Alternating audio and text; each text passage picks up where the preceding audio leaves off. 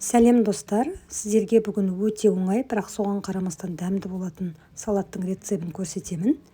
Тауықтың филесінің екі жағын тұздап, қара бұрыш, қызыл бұрыш жағып аламыз, екі жағына да.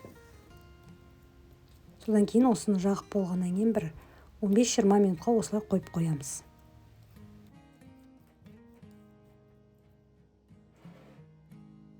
Содан кейін кішкене ғана май құйылған табаға екі жағынан қызартып қуырамыз.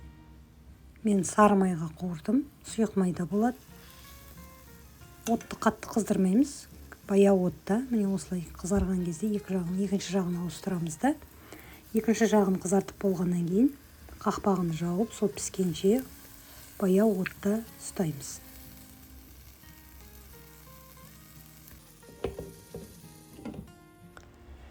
Суығаннан кейін бұны кішіректеу көбек етіп турап аламыз. Содан кейін бізге суға піскен жұмыртқа, соленый огурцы керек болады, кукуруз керек болады.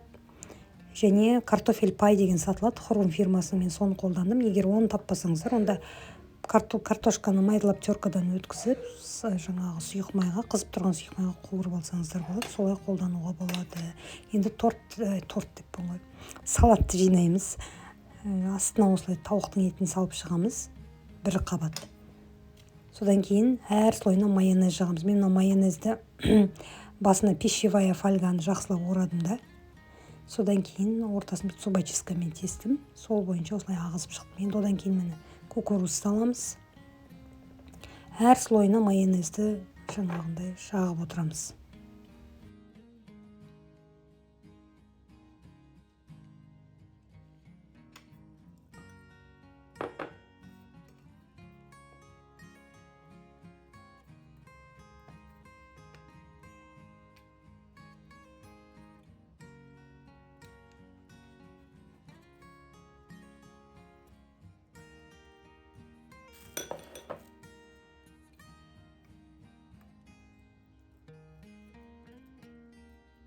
Енді осының үстіне бағана ет сәл көптеу болды, сол қалған етті салып жібердім, тауықтың етін.